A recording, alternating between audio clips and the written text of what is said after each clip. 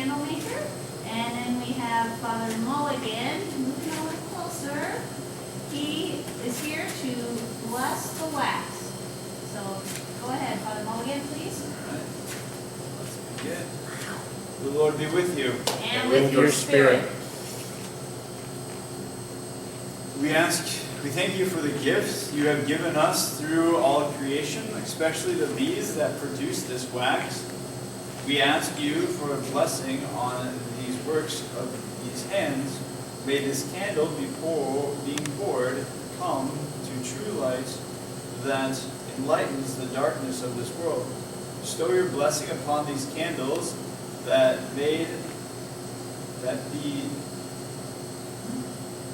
blessing upon these candles that will be made from this wax.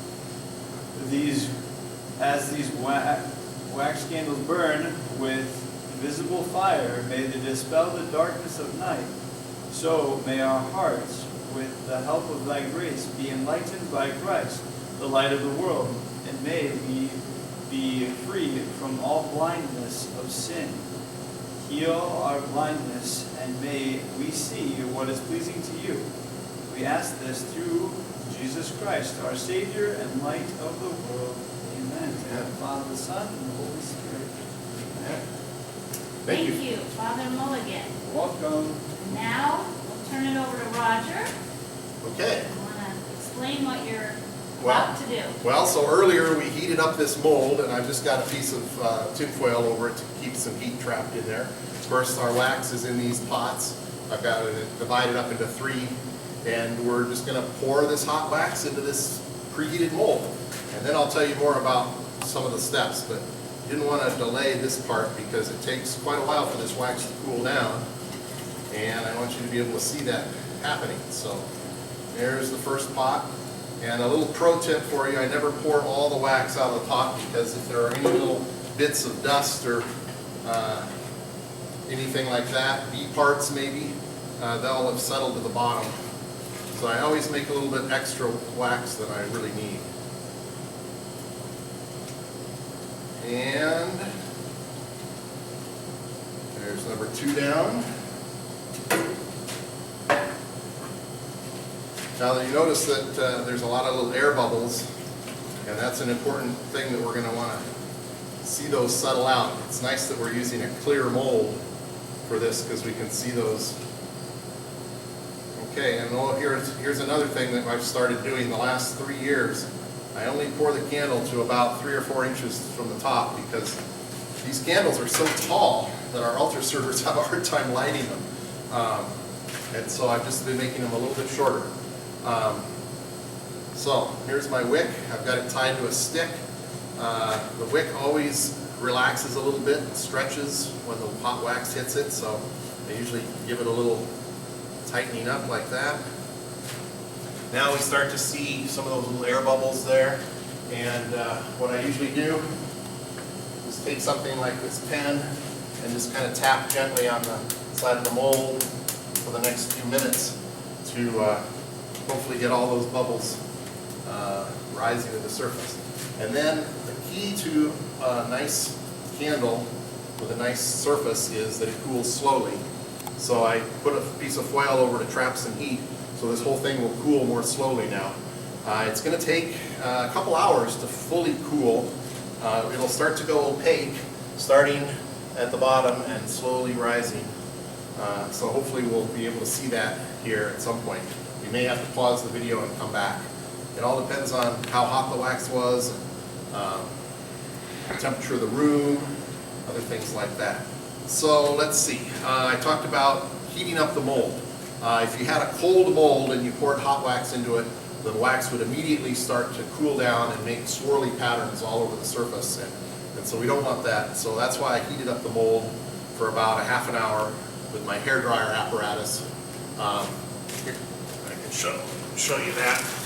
So this is just another another smaller tube with a hairdryer, and I had that sitting down in there, blowing warm air down to the bottom where it would then rise and form the whole mold. So,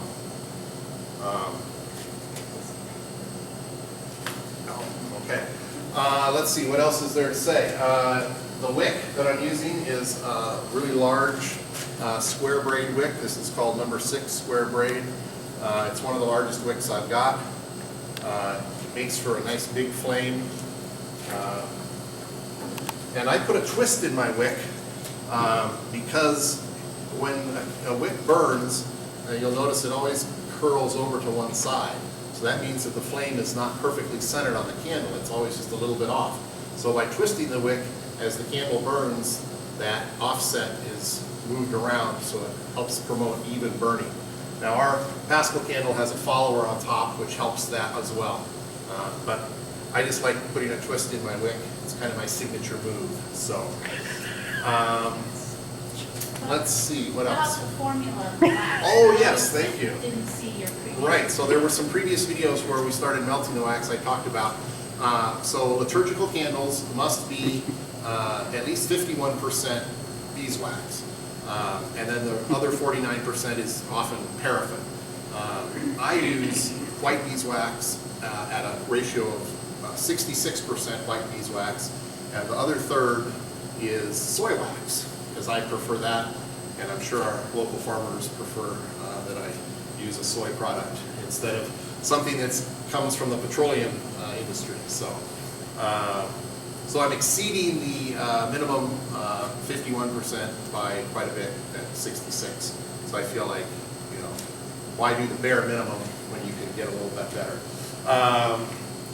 Beeswax by itself is really sticky. So if you made a 100% beeswax candle, it would be really hard to get it out of the mold. Oh, and I see Father Brian has discovered one of my other tools. Okay, let's talk about this. This is going to come in to use in a little while.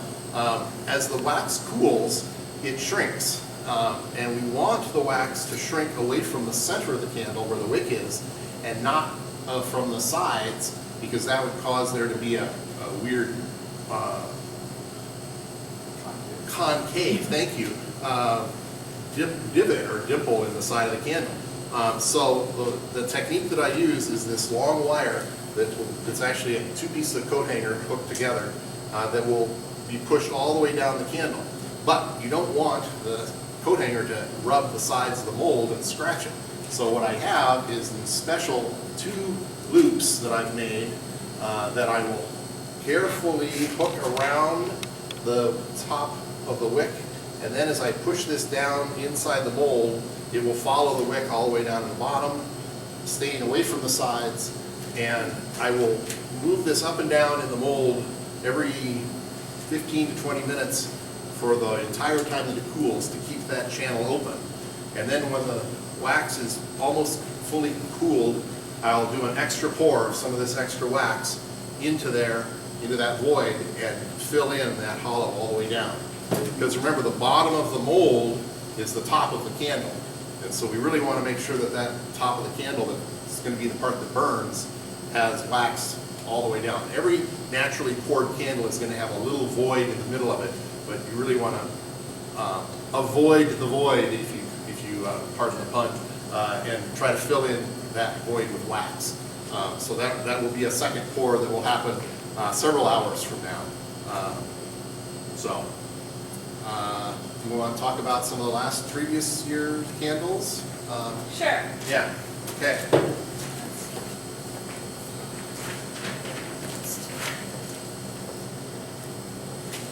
Okay, am I in it? Yep, oh yeah.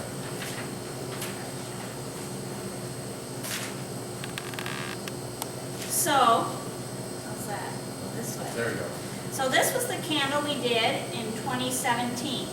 So all Paschal candles have some similarity in their design.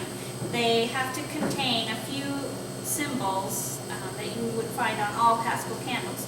So the first 2 I'm going to talk about are the Alpha and the Omega. And these are the first and last letters of the Greek alphabet, and are used to symbolize Christ as the beginning and the end. So the Alpha and the Omega. And then, of course, there's a cross. And the cross is a universal symbol of Christianity. And the cross, or the candle, is really all about Jesus. And since Jesus died on a cross for us to save us from our sins, we always find a cross on the Paschal candle. And then the year. So this was 2017, so you'll see 2017, and that was the candle for 2017. And so the year represents really that Jesus is the King of all time, and He's with us here right now. So in this year, so 2017. So the beginning and the end, and through all time, including right now. And so the other parts of the candle are really the design, up to the designer. And for the last couple years, I've been working with the third graders over at St. John Vianney School. And after I visit the class and talk about it, they've submitted designs. And then I kind of take some inspiration from their designs. So this one, what I really liked in one of the kids' drawings was he had, I believe, the miracle of the loaves and fishes. And so I put these fish on this bottom border to represent one of Jesus' miracles, the multiplication of loaves and fishes. So those fish were to represent that miracle of Jesus. And then I also used blue. Colors are very symbolic on Paschal candles. And the blue here is really used to symbolize baptism. So many times we renew our baptismal promises during the Easter season, and we also celebrate baptisms of adults at the Easter Vigil. And the Easter Vigil is the night that this candle is lit for the first time. And so we have this blue with the fishes. And then on the top, we also have another blue border, and I put a dove. Many of the children had put doves in their designs, and the dove is to represent the Holy Spirit. And we also know that the Holy Spirit is symbolic of the sacrament of confirmation. And we also celebrate adult confirmations at the Easter Vigil. And so, why do we have this big candle? What's so significant about it? Well, the Paschal candle, also sometimes called the Easter candle or called the Christ candle, is lit for the first time at the Easter Vigil. And the Easter Vigil is that waiting for Easter Sunday. We're waiting for the resurrection, and we're celebrating the resurrection. And so we start in the darkness. We start usually around 8 p.m. We start outside, and we start with a large fire. And so from that darkness, which is the sin and the death, which we remember on Good Friday, then we go into the light. So we start with a fire.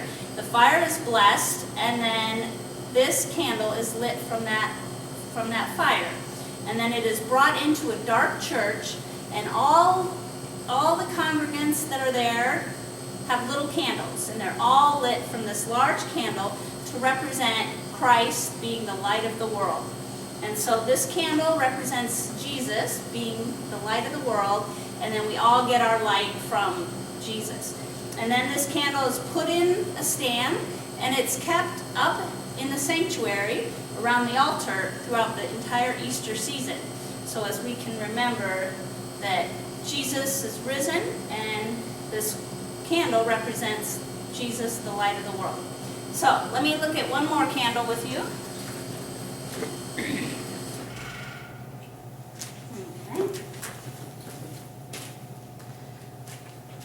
So this is the 2018 candle, and you'll notice there's no borders on this candle. They don't have to have borders. I really wanted the design to kind of stand on its own of the cross, and so the center of this cross had the symbol of the Sacred Heart of Jesus. So that heart with some thorns going through it to represent the suffering, but the heart that represents the mercy. And then the cross was done in the reds, yellows, and oranges to represent the Holy Spirit. So we really want to remember those sacraments, and especially at the Easter Vigil when we celebrate baptisms, confirmations, and Eucharist for our adults coming into the church. And so again, you have the date, 2018, so that's what year this was, and the Alpha and the Omega. Jesus is the beginning and the end, and in all time, 2018. So that was a candle for 2018, and I can't show you 2019 because that candle's up in church, and it'll still be up in church until the Easter Vigil, when that candle right there will be lit, and hopefully we'll have a design to put on it.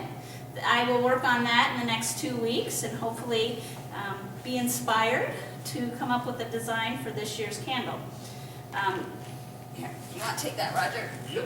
The one other thing I wanted to talk about was the prayer that is said out at the fire. So the priest, as he blesses the fire and then prepares to light the candle, there's this beautiful prayer that's part of all of that. And the priest will say, as he marks the candle, so he'll say, Christ, yesterday and today, the beginning and the end, the Alpha and the Omega. And so he kind of points out those, the Alpha and the Omega. All times belong to him, and all ages. And this is where he marks off the year, 2020. All times belong to him, and all ages. To him be glory and power through every age and forever. Amen. It's a beautiful prayer, and I love to hear it every year at the Easter Vigil. I think that's everything I wanted to say. Well, there's a couple other things. So, in taking into consideration the Paschal candle, the church does give us some guidelines, and one of those being it should always be made of wax. We're not to be having artificial candles. It should always be made of wax, never be artificial. And it should be replaced every year. So that's why we pour a new candle every year. It's to be a new one every year. And it should only be one in number. You should only have one of these candles in your church because it represents Jesus, who is the one God. Okay?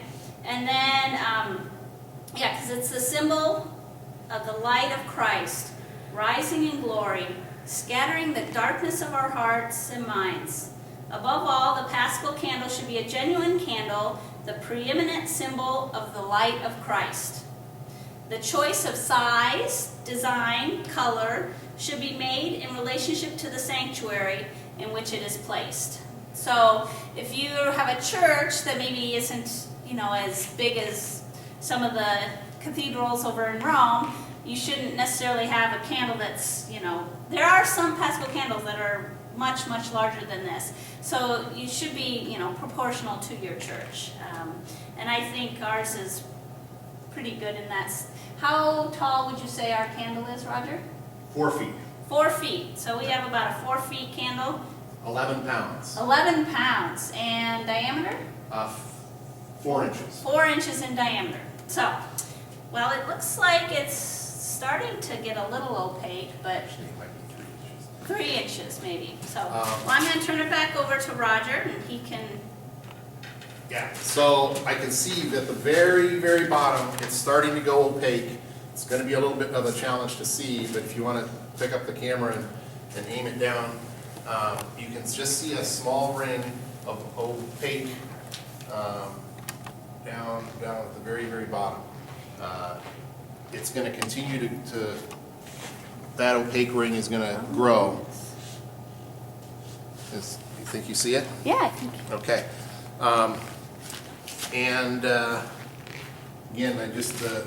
object here is to make sure that wick is perfectly centered. And I see we have a little volunteer. Some little critter must have crawled in my wax pile. We can just fish him out. It's nice, they usually float to the top, which becomes the bottom of the candle. I suppose I could talk a little bit about what happens after the candle is completely cool. I already talked about doing the re-pour. That'll happen tonight. But then tomorrow morning, when it's completely cooled, I will take it home, take the bottom plate off. And that will just be a matter of pulling it away. That caulk will give way.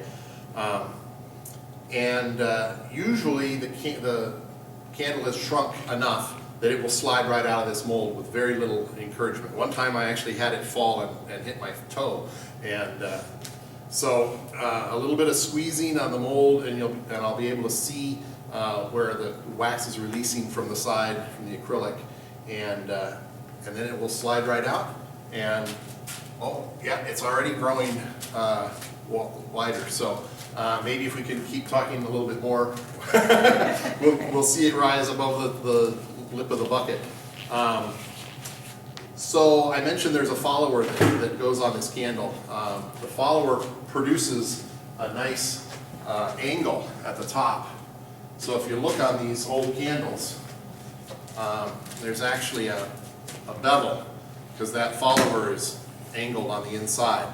And so what I will do when that caulk is stuck to the mold, and a little bit it gets stuck to the wax, but I will take a X-Acto knife and I'll trim away that corner of the candle, because I want it to have a bevel anyway. And then I'll take the actual follower for the candle and I'll warm it up slightly, and I'll press it onto the candle and make sure that it has a good seal on there, because the last thing I want to have happen is for this candle to burn all the way to the edge and then have wax go dripping down the side during the Easter Vigil. That would be the candle maker's nightmare. And thankfully it's never happened. I hope I didn't just jinx myself. But yeah, I always want to make sure that that follower is nice and snugly set. And then the other thing that I'll do is I'll melt the bottom of the candle to be nice and flat. I have a metal plate that I'll heat up on a hot plate, and I'll press it down and make sure that the bottom is nice and flat, so that when it sits in the stand, it has the best chance possible. You may notice that sometimes the candle is a little bit crooked. It's really hard to build a stand that isn't really obtrusive and holds the candle perfectly straight. So sometimes there's a little jockeying. But if I make the bottom of the candle as flat as possible, then we have the best chance of it looking good. So it's gotten about an inch or so of opaqueness at the bottom now. The exciting thing would be to pull the whole thing out of the bucket, but I am not prepared to do that. That would be the point at which it decided to leak on me or something. So let's see. I don't know. I think that's probably all I can think of to share right now. Really excited to share this. I've just always loved candles and making making liturgical candles. And the Paschal candle is the biggest candle I've ever made, and it's a real honor to be able to share that talent, with our parish. And it's a thing that Bridget and I get to do together, because I kind of make the blank canvas, and then she, the artist, takes it and decorates it, and it's always fun to see what she comes up with. So. Well, I want to thank everybody for tuning in. It looks like we might have 14 people watching live, maybe. So awesome. Thanks for tuning in, and we'll probably come back in about half an hour or so, and you can see the candle as it's solidifying, I guess, and it gets opaque. Yep. So we'll see you in a little bit. Bye. Bye. Cool. All right, well, as you can see, just the very top of the candle is still a little bit transparent. You can see my hand through it. Everything else has gone opaque. That doesn't mean that it's totally solid. Right now, if I were to be able to reach in there, it would squeeze. It would be still very soft. But this is the process of cooling. And in about the other thing, if you want to walk up here, you can still see the very top of the wax pool is still liquid at the very top. That's because I've had this piece of foil trapping the heat.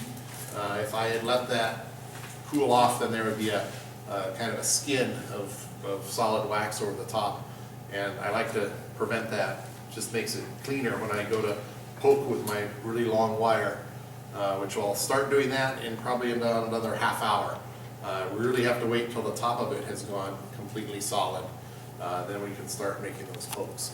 So that's probably the last update that we'll do on live stream, but we may have some other pictures. And we do have a time-lapse picture of the candle cooling, which, so go look for that. And thanks again for joining us for this year's Paschal Candle Pouring, where I can show how my little thing hooks around. Because I'm really proud of my little Yeah, no, that's really cool. Wait, I guess I've never actually done that in my candle.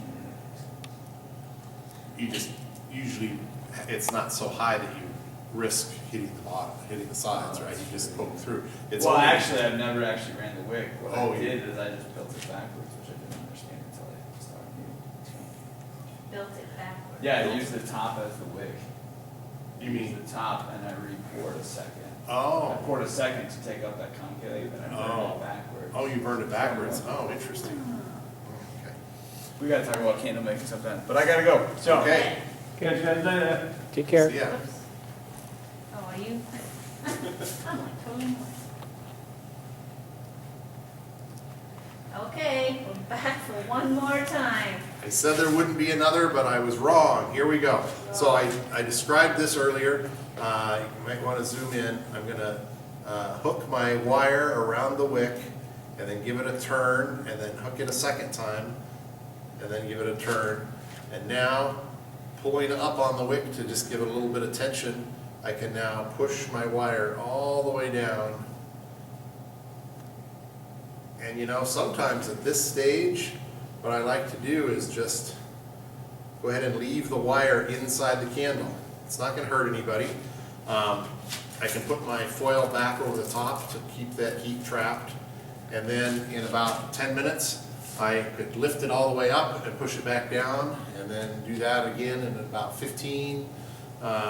Whatever I think about, I can. If I was at home, I could be doing a few other things and come by and just keep that center open. Could go as long as a half hour between them. I don't think I'd want to risk leaving my wire in there for much longer though. So that's kind of the process. And every time it gets pulled out, it brings a little bit of wax with it. But you just push it back down in and repeat until we've got a solid candle with a empty channel all the way down the middle. So thanks again. Okay. All right, so here's an example of the poking that I do. The wire has been in the candle, and then as I lift it out, it comes out pretty clean actually, because there's enough of a skin at the top of the wax now that it kind of doesn't let a bunch of chunks come up. So I pull it all the way up to the top like that, and then I push it back down. And I've been doing that about every 10 or 15 minutes. Just keeping that center open. It's still pretty slushy down in there. But eventually it'll just be a nice hollow channel, and then I'll do my re-pour. So thanks again for watching.